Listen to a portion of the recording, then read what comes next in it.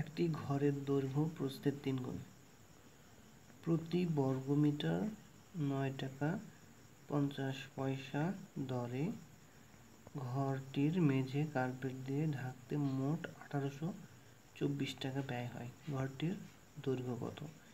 যেহেতু ঘরটির দৈর্ঘ্য বলা আছে প্রস্থের 3 গুণ, সুতরাং আমাদের আগে ঘরটির প্রস্থ ধরে নিতে হবে।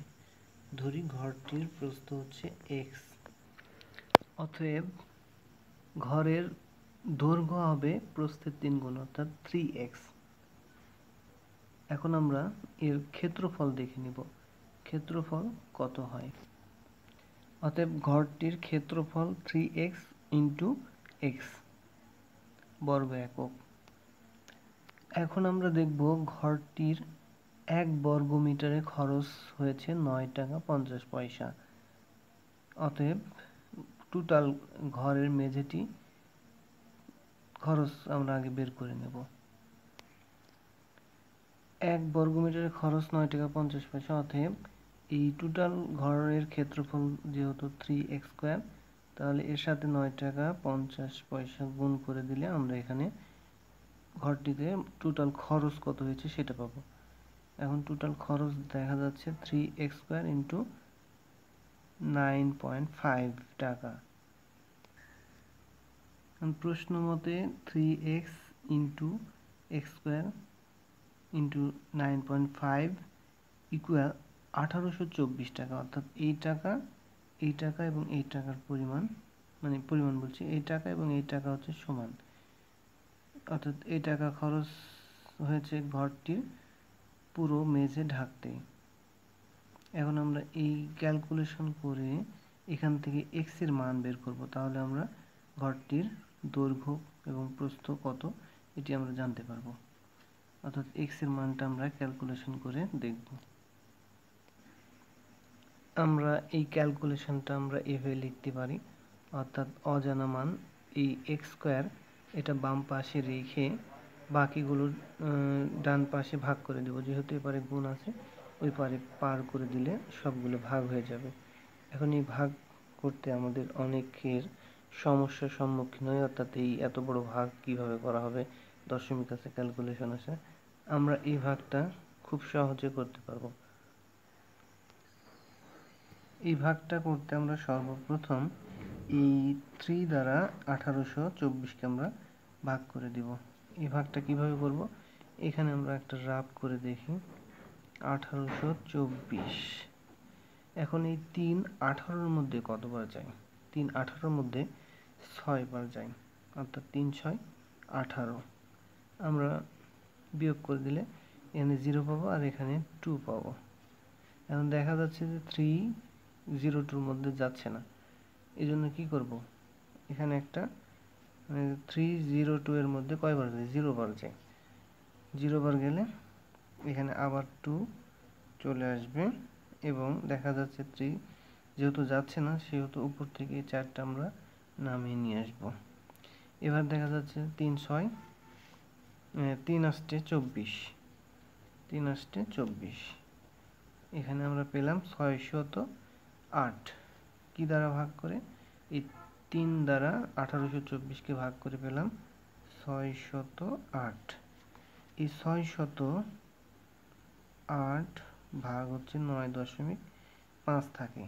এখন এই ক্যালকুলেশনটা আমরা কিভাবে করব? এই ক্যালকুলেশনটা করতে আমাদের দশমিক উঠিয়ে দিব। 608 দশমিক উঠিয়ে দিই আগে। এই 9.95 ভাগ হচ্ছে দশমিকের জন্য একটা 1 এবং দশমিকের পরে একটা সংখ্যার জন্য একটা 0। এখন বলতে পারেন যে এখানে একটা 0 ছিল, এই 0 এখানে দাম নেই, এখানে 1টা 2টা 3টা 0 দিলেও সমস্যা নেই। অর্থাৎ একটা দশমিকের পরে একটা সংখ্যা সার্থক অঙ্কের জন্য আমরা একটা 0 নিতে পারি। এখন এটা আমরা এভাবে লিখতে পারি, 608 ইন্টু এই নিচের 10টা উপরে চলে যাবে 95। এখন আমরা এই ক্যালকুলেশনটা এইভাবে করব, 5 দিয়ে কাটবো, আর এখানে 5 দিয়ে কাটলে দেখি 5 দুগুণে 10, আর এখানে 5 দিয়ে কাটলে কত হয় সেটা আমরা দেখব এখন। এখানে একটা রাফ করি, 5 দিয়ে 95কে ভাগ দিব, 5 একে 5, এখানে 4, এখানে 5, 5 9 45, তার মানে 9 19,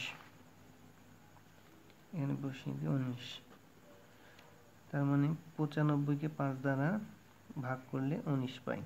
এই 19 দ্বারা এখন আমরা 608কে ভাগ করব, 19 দ্বারা 608কে ভাগ করব। এই ভাগটা আমরা এখানে করে দেখাই, 608কে 19 দ্বারা ভাগ করব, 19 দ্বারা ভাগ করলে 19 19 একে 19, 19 দুগুণ 38, 3 19-এ 3 19-এ কত হয় সেটা দেখব। এখানে 3 লিখি, 3 দ্বারা গুণ করে দিই, 3 9 27, 27-এর 7 হাতে থাকে 2, 3 একে 3 আর 2 হচ্ছে 5, অর্থাৎ 57। এখন আমরা বিয়োগ করে দিই, 10 আছে 7 আছে কয় 10, 3-এ এখানে 3 বসে গেল, আর এবারে কাটা যাবে, আর এই 8 এখানে বসে 38, এখন 19 দুগুণ 38, এখানে আমরা লিখতে পারি 32, 32 বলছি 2, এই তো। এখন আমরা পেলাম 19 দ্বারা 608কে ভাগ করে 32, এখানে আমরা এই 19 দ্বারা 608কে ভাগ করে পেলাম 32, তাহলে এই 32 আর এই 2 গুণ করলে কত হয়, গুণ করলে হয় 64, কি সমান x স্কয়ার সমান। এখন আমরা x স্কয়ার আর এপারে 8-এর উপর যদি আমরা স্কয়ার করি তাহলে হবে 64, উভয় পক্ষ থেকে বর্গ স্কয়ার বাদ দিলে আমরা পাই x ইকুয়াল 8। তাহলে x এর মান অর্থাৎ প্রস্থ পেলাম 8, প্রস্থ পেলাম 8। এখন আমরা এই সুযোগ আমরা লিখে দিয়ে দেখাই দিই, 8 পেলাম। তাহলে আমাদের প্রশ্ন বলেছে ঘরটির দৈর্ঘ্য কত, এখানে ধরা ছিল ঘরটির দৈর্ঘ্য হচ্ছে 3x, তার মানে 3 এর সাথে 8 গুণ করে দিলে ঘরটির দৈর্ঘ্য পাওয়া যাবে, 3 8 24, অর্থাৎ 24 ঘরটির দৈর্ঘ্য হচ্ছে 24 মিটার, এটা উত্তর।